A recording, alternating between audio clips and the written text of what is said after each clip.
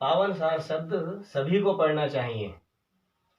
और अब हम आते हैं अपने विषय पर। हमारा विषय है परम ईश्वर कैसे। हाँ जी, हमारा इसी विषय पर आते हैं। तो वो जो हमें मंत्र मिला, तद विष्णु परमम पदम सदा पश्यन्ति सूर्य दिदीप चक्षुरादम, अर्थात वो कह रहे हैं विद्वान लोग कैसे देखते हैं जैसे सूर्य का प्रकाश सब ओर फैला हुआ है।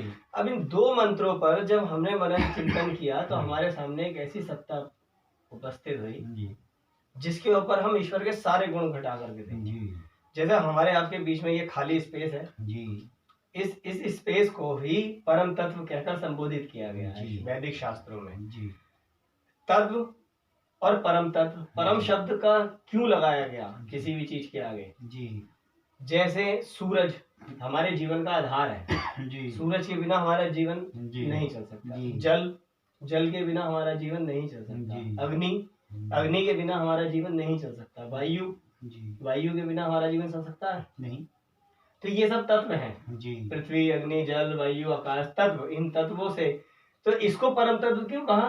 क्योंकि इसने अपने में इन सबको धारण किया है। अगर सोचो ये स्पेस ना हो जी, तो हवा काय में चले जी, अग्नि काय में जले, वायु पृथ्वी, इसे हम दूषित भी नहीं कर सकते किसी भी एंगल से। वो सारे जितनी भी आपकी परिभाषाएं हैं परम की, पवित्र जी, परम आश्रय, ये सब कुछ इसमें फिट बैठा है। इस वायुमंडल में कई प्रकार का प्रदूषण है, बाइकों का, मेले का, कूड़े का। तो आप देखिए इसके ऊपर कोई असर नहीं पड़ता। असर नहीं पड़ता। आप यहाँ पे अभी आग जला दीजिए, ये ऐसे का ऐसे ही रहेगा, आग जल के बुझ जाएगी। टॉयलेट में भी है, सब जगह है, सब पवित्र, ऐसा परम पवित्र है जी। इसीलिए गीता में भी बोला है इसको परम पवित्र, परम धाम, परम आश्रय। अब जैसे ये मेरा घर है, इसको धाम कह सकते हैं, तो ये मेरा धाम है, लेकिन कल को इस पे बुलडोजर चल जाए ये टूट जाएगा जी।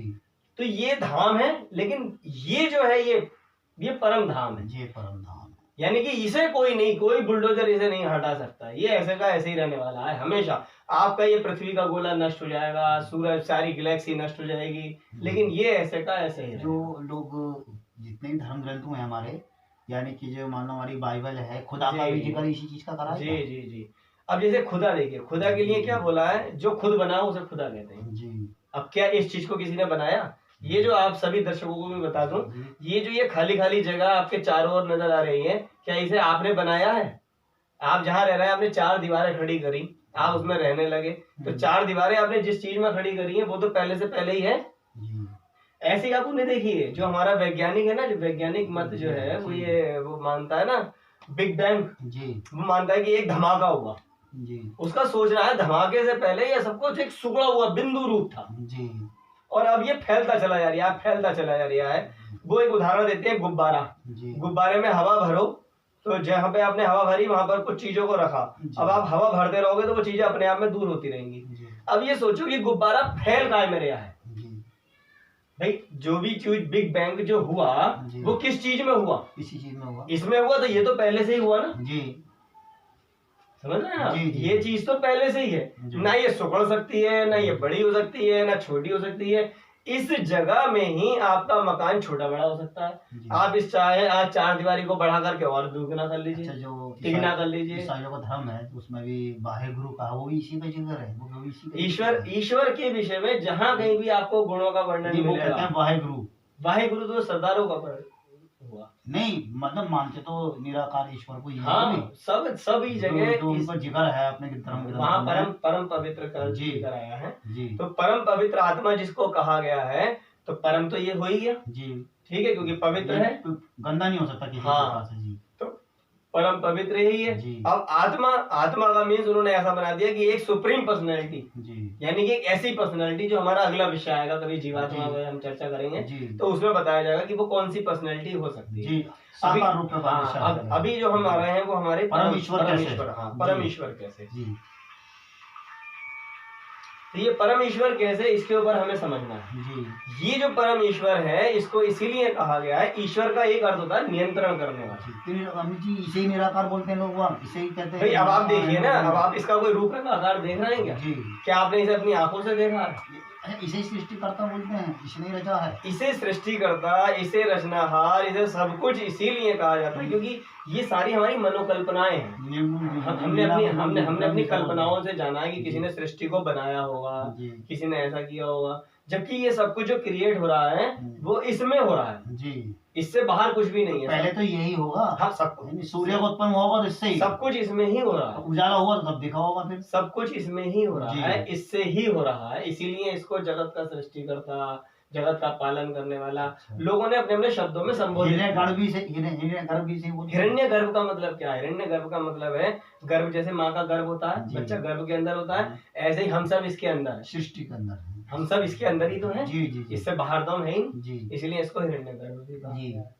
जितनी जगह भी ईश्वर, जैसे कुल अल्लाहु अहद, कुल अल्लाहु समद, इसमें बताया वो बेनियाज है, इसकी कोई नियाज नजर आ रही है? जी, खला खला भी बोला, इसका कोई रूप रंग आकार नजर आ रहा है? क्या इससे किसी ने पैदा किया है, या इससे कोई पैदा हो रहा है? ना ये किसी को पैदा करता है, ना किसी से पैदा हो रहा है।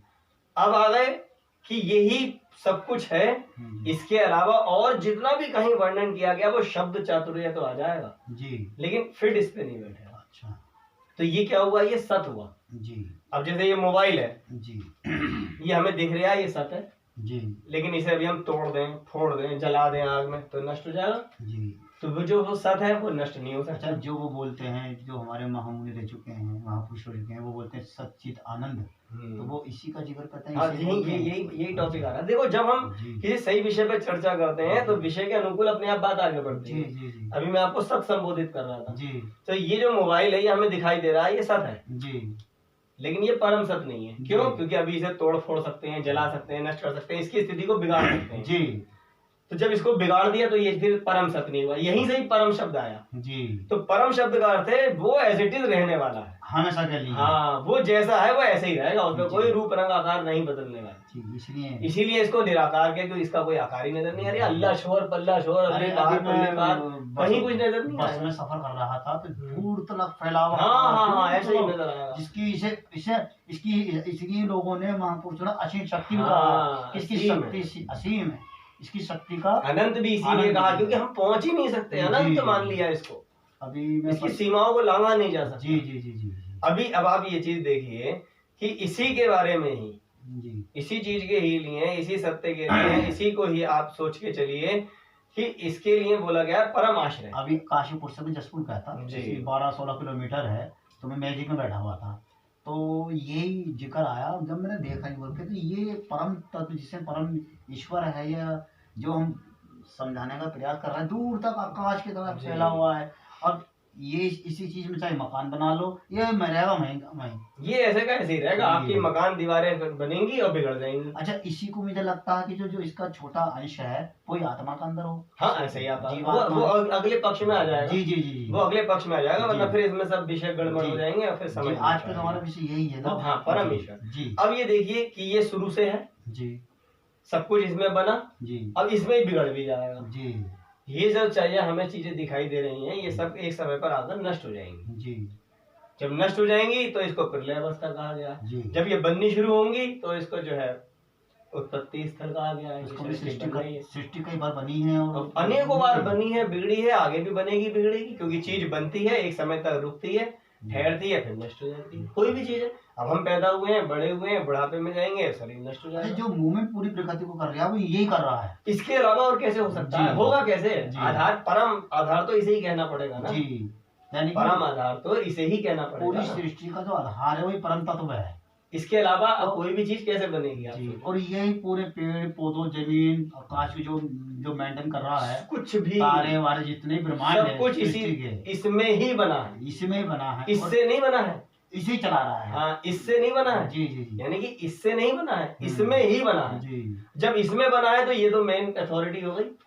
तो बहुत से लोग कहते हैं कि यार ईश्वर चलाने वाला है, चलायमान। कहने को तो बहुत कुछ कहा जा रहा है, वो अपने, मैंने कहा ना, वो शब्दों का जाल है जी, शब्दों की जादूगरी है। जब आप वास्तविक इसको देखेंगे तब आप समझ पाएंगे कि अब ये क्या चला रहा है, ये क्या बना रहा है, ये कैसे क्रिएट कर रहा है। बहुत सी जनता हमारी ये भी कहती है, बहुत सारे धर्म ग्रंथों की जब सत्य सामने आएगा तो बहुत सारे धर्म ग्रंथों की बातें जो कल्पनाओं में बताई गई हैं वो नष्ट हो जाएंगी, जो सत्य सिद्ध होंगी वो स्पष्ट हो जाएंगी। कुछ शब्द ऐसे होते हैं जो अनजान लोग भी सत्य बोल देते हैं। हाँ, जैसे कहते हैं कि ईश्वर देख रहा है जी, आप देखिए जी, अब ईश्वर की कोई आंखें हैं जो देख रहे हैं, क्योंकि ये ओमनी प्रेजेंट है, ये सब जगह है, तो इससे तो कुछ भी छुपा हुआ नहीं। लेकिन इसे तुम्हारे किसी करने ना करने से इसे कोई फर्क नहीं पड़ रहा है, इससे ये तुम्हारा ना कोई इंटरफेयर करने आ रहा, ना कुछ करने आ रहा। तुम अब अपने आप में चेतन सत्ता हो। सुख से मतलब नहीं, दुख से मतलब। इसे सत्य, ये सत्य शब्द समझ में आ गया कि इसे आप नष्ट नहीं कर सकते जी। अब इसे चित्त समझ लीजिए, चेतनता जी।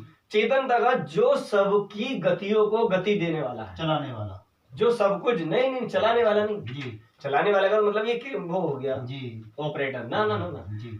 मैं और आप इसमें चल फिर रहे हैं जी जी। अगर ये ना हो तो हम काय में चलें जी जी जी। हमारी चेतनता को चेतनता बनाए रखने वाला जी, हम चेतनता भी हम एक ही जगह सुध पड़ जाए तो हम चेतन कैसे कहलाएंगे? चेतनता को प्रकट करने के लिए मुंह चलाना पड़ेगा, सांस लेनी पड़ेगी। अगर ये नाक के नथुनों में ये स्पेस ना हो तो सांस वायुमंडल में कैसे कहाँ अंदर को जाएगी? ये मुंह में स्पेस ना हो, मुंह कैसे चलेगा जी? जीव कैसे, जीव नहीं घूमेगी तो शब्द नहीं बन सकता। आपकी नड़ियों में जो ब्लड बह रहा है जी, अगर ये स्पेस ना हो तो ब्लड कहाँ बहाओगे जी? अगर वो मल की थैली में अगर मल स्पेस ना हो तो मल कहाँ बनेगा? भोजन पचाने के लिए स्पेस ना हो तो कहाँ? इसीलिए ये परम धाम, परम तत्व, परम आश्रय है, यही सब कुछ है इसी को, और इसी को जानने के लिए। अब आप ये सोचिए कि इसको ही जानने के लिए अगर हमने ना इसे जाना जी, भाई दुनिया में तो बहुत सारे लोग घूम रहे हैं और सब इसी में घूम रहे हैं, लेकिन क्या किसी को पता है जिस तरीके से आज हम बात कर रहे हैं वो इसकी बात हो रही है जी? क्या कोई ये चीज सोच सकता है कि यार यही वो सब कुछ हो सकता है जी?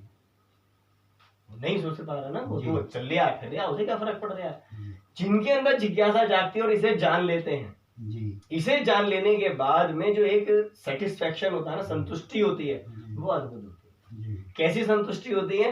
क्योंकि हम बचपन से ही पढ़ते आ रहे हैं, सुनते आ रहे हैं कि हमारा लक्ष्य है सत्य को जानना, मोक्ष को प्राप्त होना, परम तत्व को समझना, ये सब हमारे लक्ष्य हैं। एक व्यक्ति सांसारिक जीवन जीता है, भोग विलास में मस्त रहता है, लेकिन उन्हें ये काम नहीं करा, उसे कैसा मानते हैं? अरे ज्ञान बिना मनुष्य पशु समाना। उसे क्या कह दिया? ज्ञान के बिना मनुष्य पशु समान। कैसा ज्ञान?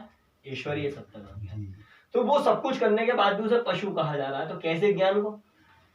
इस परम तत्व को अगर आपने इसे जान लिया तो वो जो आपका दुनियावी जीवन है वो आप जियो या मत जियो, इसको जानने के बाद में वो आपका पूरा हो गया कार्य। अच्छा, इसलिए गुरुजी ने अपने पावन इतने में कहा कि पार ब्रह्म की भक्ति ज्ञान से होती है, ज्ञान के बिना मुक्ति नहीं होती जी। अच्छा, ज्ञान के बिना कहाँ मुक्ति होगी? जय मतलब जब हमें प्राप्त हो गई कि हाँ यही बात सस्ते में तो जी, अब इसमें हमें इसका बचा क्या भाई? अब आप मुक्ति को ऐसे समझ लो जैसे मैं आपको यहाँ से दिल्ली भेजूं जी, और ये कहूँ कि जय किशोर जी मेरी ये चाबी जो है जरा फलानी दुकान पर देकर आनी है और वहां से एक कागज लेके आना जी। आप दिल्ली गए, दिल्ली में पूरा दिल्ली घूमने लग गए, ना ये चाबी बदली ना कुछ करा, आपकी ट्रेन का टाइम हो गया तो आपके अंदर कैसी बेचैनी होगी? बे यार, वो जो आपने पूरा दिन चार मीनार और ये सारी चीजें घूमी, उस सबका आनंद क्या हो जाएगा? बेकार हो जाएगा, फुर हो जाएगा। जबकि आप बड़ा मजा ले रहे थे, घूम रहे थे, फोटो खिंचवा रहे थे अंग्रेजों के साथ, है चांदनी चौक में ये खाया, कनाट पैलेस पे डिस्को देखा, सारा एंजॉयमेंट। और अबे यार चाबी तो मैंने दी नहीं, वो पेपर लिया नहीं, अब मैं अमित जी से क्या कहूंगा? और ट्रेन का टाइम हो रहा है, तो कैसी फड़फड़ाहट होगी आपके अंदर? वो सारा जो एंजॉयमेंट था वो खत्म हो गया हो गया ना। और यही काम आप गए, सबसे पहले आपने ये चाबी बदली और पेपर ले लिया, यानी कि आपने जाते ही सबसे पहले ये काम कर लिया और उसके बाद आप अपना एंजॉय कर रहे हैं, घूम रहे हैं, फिर रहे हैं, तो कैसी संतुष्टि होगी? टेंशन नहीं होगी जी। ऐसे ही हम इस मनुष्य जीवन में हम नहीं मान रहे हम नहीं मान रहे कि हमारे ऊपर कोई जबरदस्ती है ईश्वर को जानना, ईश्वर है या नहीं है, लेकिन चार एक जमाने से कहते चले आ रहे हैं ईश्वर तत्व है।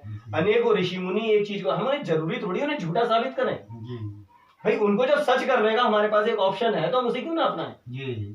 जो ऋषि मुनि कह के गए हैं उनकी बात जब इस तत्व से सच हो रही है तो हम इसे जान लें, और जानने के बाद यानी कि वो चाबी देके अपना कार्य पूरा करके संतुष्टि पूर्वक जीवन क्यों ना जिए?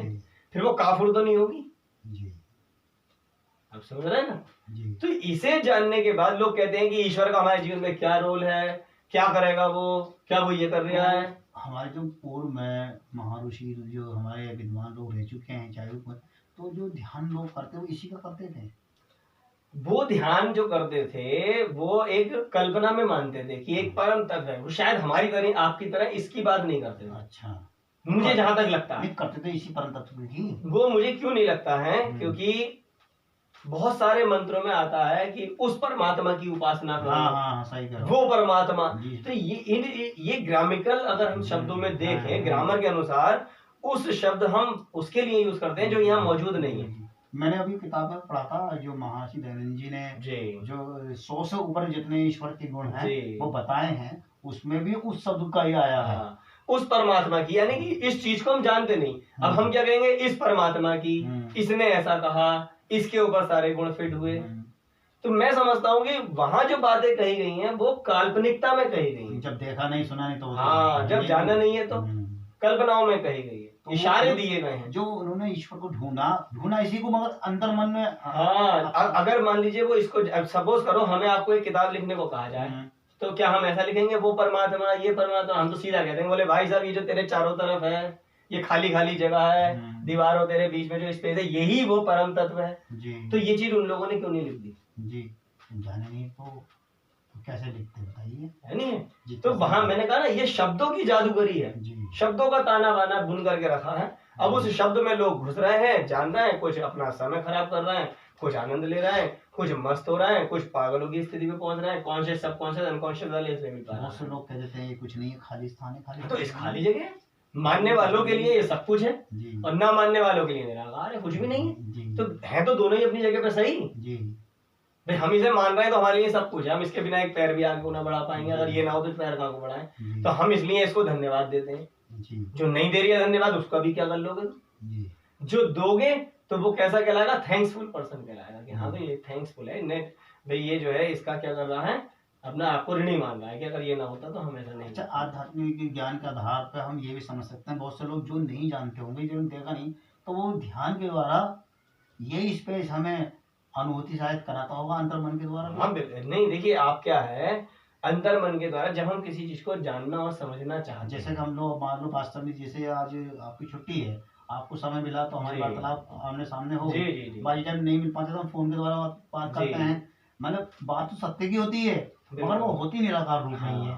तो इसी आधार पे जो लोगों ने देखा नहीं होगा, मतलब ग्रंथों में समझा जी कल्पना, मतलब जो उन्होंने महसूस किया। हमारी शुरू में स्टार्टिंग हमारी तुम्हारी मुलाकात हुई थी तो आपने मुझे समझाने का प्रयास किया, तो मैं समझ तो गया था मगर देखा नहीं था जी। फिर आपने विस्तार से रूप से समझाया, इसी परम तत्व की बात हो रही, तो मैं समझ गया भाई यही है। हाँ, इशारा देखो, जब हम किसी चीज में बात करते रहते हैं तो हमारे अंतःकरण से भी पुष्टि होनी शुरू होती है जी। और बात जब हो रही है, क्योंकि आपकी मेरी जब चर्चा होती थी तो मैं शब्दों में तो बयान करता था, शब्दों में बयान करता था आप, लेकिन शब्दों में बयान तो इसी की बात करता था ना, समझा नहीं था उस समय। हाँ, जब मैं बात इसी की करता था, मैं ये नहीं कहता था वो परमात्मा वो ऐसा, मैं यही तो आपके चारों तरफ आप महसूस करते थे यार ऐसी क्या चीज हो सकती है, इसी के अलावा और कुछ हो। अच्छा, आपने जितने भी धर्म ग्रंथ हैं सब साथ पढ़े हैं ना? हाँ लगभग। तो आपने उस धर्म ग्रंथों में जितनी भी बातें कुछ कुछ छाटी होंगी वो सब इस पर फिट बैठती है? हाँ, मुझे अक्सर सारी बातें ऐसा लगा कि जहाँ ईश्वरीय तत्व की बात हुई, परम तत्व की बात हुई, वो सब गुण इस पे फिट बैठे, चाहे वो वेद हुए, हाँ वेद हुआ, उपनिषद हुआ, कुरान हुआ जी, ये सब की बातें इस पर फिट बैठती थी कि जहाँ जहाँ कहीं ईश्वर की बात करी, उसके गुणों की बात करी, वो गुण इस पर फिट बैठे, और जो गुण इस पर फिट नहीं बैठे जी, तो वो इसका मतलब ये हुआ कि वो उसने अपनी कल्पना रखी। अभी मैं आपने जो अपने सत्य प्रकाश किसी समय दिलवाई थी वो भी पढ़ रहा था, तो उसमें भी कुछ चीजें इससे मिलती जुलती हैं। हाँ, सभी जगह मैंने आपसे कहा ना, हर जगह आपको इसके मिलते हुए गुण जो होंगे जी। जैसे आपको ये कहे कि अकायम है जी, अकायम का मतलब होता है जिसकी काया नहीं है जी, तो हम इसे कहेंगे कि हाँ। अब कोई कहे कि नहीं जी उसका एक शरीर भी है जी, तो हम सोचेंगे यार ये कल्पना वाली बात हो, इसका शरीर कैसे हो सकता है जी, भाई है तो ये भी हमारे शरीर में, लेकिन इसका तो नहीं है ना जी। तो वहां पर ये बात आ जाएगी कि कौन सी बात इससे फिट हो रही है, ये हमारी कसौटी है। तो अच्छा, इसी चीज को स्वर्ग नरक भी बोलते हैं? नहीं, इस चीज को नहीं बोलते हैं स्वर्ग। अच्छा, ये चीज तो नहीं हुई। अच्छा। स्वर्ग का और नरक का तो मतलब सिर्फ हमारे आपके लिए है, इसके लिए कुछ भी नहीं है। ये जैसा था वैसा ही। हाँ, ये वैकुंठ कह सकते हैं कि इसमें कोई कुंठा नहीं है जी, इसके अंदर कोई दोष नहीं है जी, ये निर्दोष है जी। ये यानी कि सृष्टि के आरंभ में भी, हाँ सृष्टि के आदि में भी ये है जी, मध्य में भी ये है, अंत में भी। आपकी सृष्टि नष्ट हो जाएगी ये तब भी ऐसे जी।